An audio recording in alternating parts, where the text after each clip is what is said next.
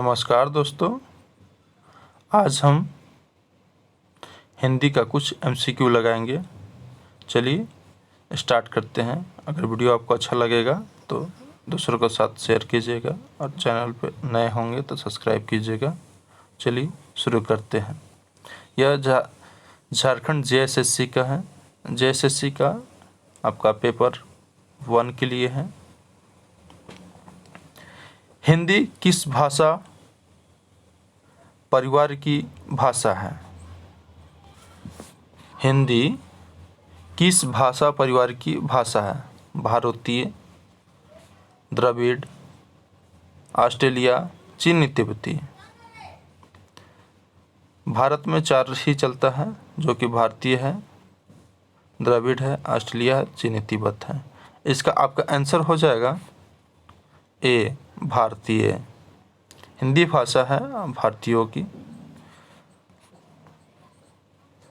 भारत में सर्वाधिक बोली जाने वाली भाषा कौन सी है?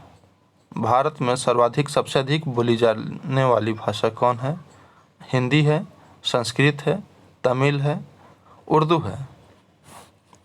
तो आपका आंसर हो जाएगा यह 1 हिंदी।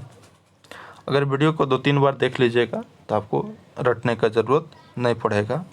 वीडियो को ध्यानपूर्वक देखिए, आराम से इसका एंजॉय लीजिए, विशेष जोर देके नहीं पढ़ना है। हिंदी भाषा का जन्म हुआ है। हिंदी भाषा का जन्म कैसे हुआ? अपभ्रंश से, लौकिक संस्कृत से, पाली प्रकृति से, वैदिक संस्कृत से।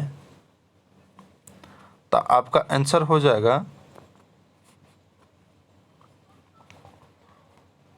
इसका आंसर हो जाएगा अपभ्रंश से। हिंदी भाषा का जन्म अपभ्रंश से हुआ है। हिंदी की विशिष्ट बोली ब्रज भाषा किस रूप में सबसे अधिक प्रसिद्ध है? हिंदी की विशिष्ट बोली ब्रज भाषा किस रूप में सबसे अधिक प्रसिद्ध है? किस में है? राजभाषा में है, तकनीकी में है, राष्ट्रभाषा में है, काव्य भाषा में है। तो आपका आंसर हो जाएगा ब्रजभाषा। ज़्यादातर आपका रामलीला ये सब जो होता है उसमें जो कविता पढ़ा जाता है काव्य भाषा में ही होता है, या आपका कविता के रूप में ही होता है। निम्नलिखित में से कौन सी भाषा देवनागरी लिपि में लिखी जाती है? कौन भाषा है जो देवनागरी में लिखा जाता है? इस ऑप्शन के अनुसार आपको बताना है। कौन कौन है? गुजराती है, मराठी है, उड़िया है, मराठी है, सिंधी है। तो आपका आंसर हो जाएगा मराठी।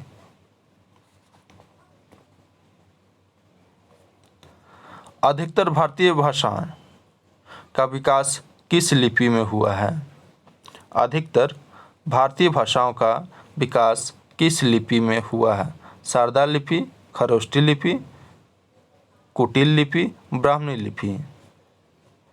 तो आपका आंसर हो जाएगा आंसर डी, ब्राह्मणी लिपि में।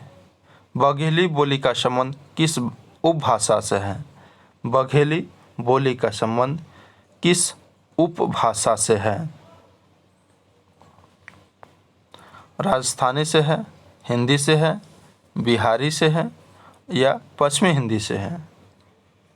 किस भाषा का बोल रहा है? बघेली का।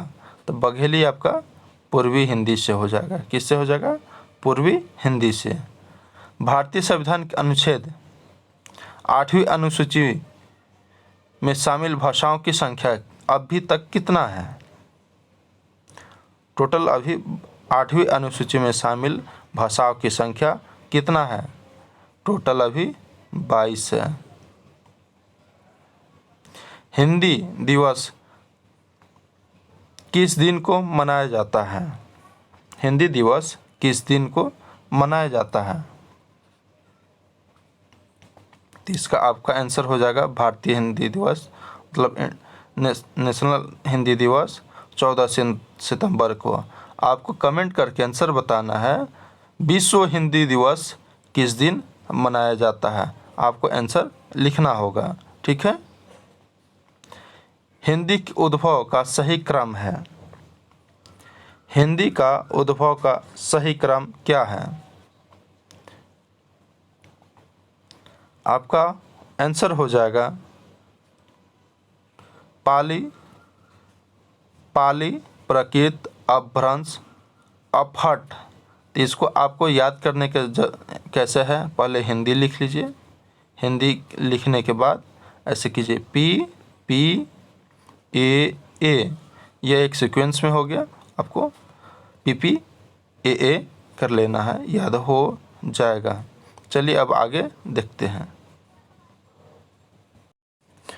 थोड़ा सा हिंदी का इतिहास आपको ठेठ भाषा में समझाने का प्रयास करेंगे। हिंदी विश्व की लगभग 3000 भाषाओं में से एक है। हिंदी जो भाषा है यह 3000 भाषाओं में से एक है। अपभ्रंश से आधुनिक भारतीय आर्य भाषाओं का विकास, इसमें आपका टोटल आ जाता है 6। कौन कौन? सौरसैनी, अर्धमागधी, मागधी, खस, ब्राह्मण, महाराष्ट्रीय। सौरसैनी में आपका हो जाता है पश्चिमी हिंदी, राजस्थानी, गुजराती, यह हो जाता है। अर्धमागधी में हिंदी पूर्वी हो जाता है। मागधी में हो जाता है बिहारी, उड़िया, बांग्ला, असमिया। खास में हो जाता है पहाड़ी, जो सौर सैनी से प्रारंभिक हुआ था। प्रचंड पंजाबी हो जाएगा, सौर सैनी से ही प्रभावित है, और महाराष्ट्री मराठी से। तो यहाँ अब क्वेश्चन नंबर 11 में आता है, 11वें में आता है। सौर सैनी अपभ्रंश से किस उपभाषा का विकास हुआ है? किस भाषा का विकास हुआ है? तो इसमें सौर सैनी से किस उपभाषा का विकास हुआ? विकास स्पेशली हुआ है आपका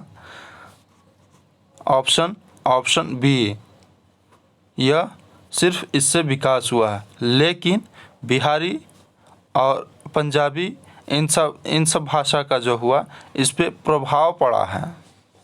समझे? अब क्वेश्चन नंबर 12, सौर सैनी अपभ्रंश से उत्पन्न भाषाएं हैं। कौन कौन भाषा हैं?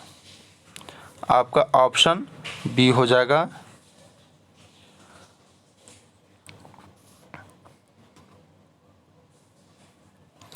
पश्चिमी हिंदी, राजस्थानी, पहाड़ी और गुजराती।